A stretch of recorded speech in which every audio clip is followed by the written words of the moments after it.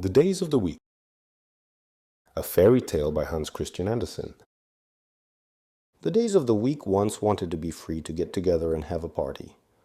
But each of the 7 days was so occupied, the year around, that they had no time to spare. They wanted a whole extra day. But then they had that every 4 years, the intercalary day that comes in February, for the purpose of keeping order in chronology.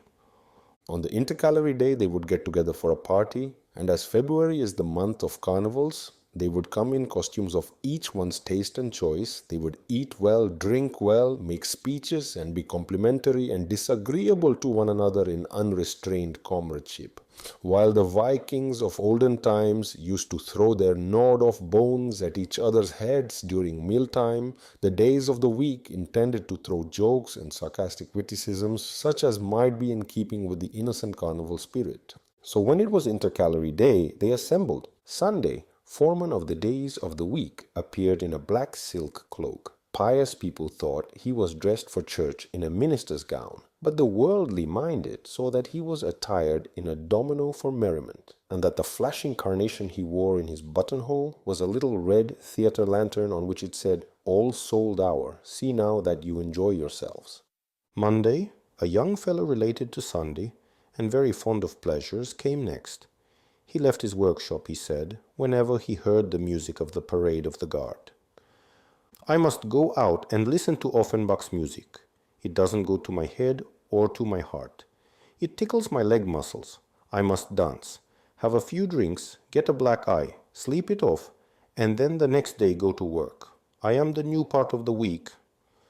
Tuesday is Tears Day, the day of strength." "Yes, that I am," said Tuesday. "I take a firm grip on my work. I fasten Mercury's wings onto the merchant's boots, see that the wheels in the factory are oiled and turning, that the tailor sits at his table, and that the street paver is by his paving stones. Each attends to his business, for I keep my eye on all. Accordingly, I am here in a police uniform, and call myself Tuesday, a well-used day. If this is a bad joke, then you others try to think of a better one." "Then I come," said Wednesday. "I'm in the middle of the week. The Germans call me Herr Mittwoch. I stand like a journeyman in a store and like a flower in the midst of the other esteemed days of the week. If we all march up in order, then I have 3 days before me and 3 days behind. They are like an honor guard, so I should think that I am the most prominent day in the week." Thursday appeared dressed as a coppersmith, with a hammer and a copper kettle, as a symbol of his noble descent. "I am of the highest birth," he said, "paganish, godlike. In the northern countries I am named after Thor, and in the southern countries after Jupiter, who both knew how to thunder and lighten, and that has remained in the family." And then he beat his copper kettle, thereby proving his high birth. Friday was dressed as a young girl and called herself Freya, also Venus for a change, depending upon the language of the country in which she appeared.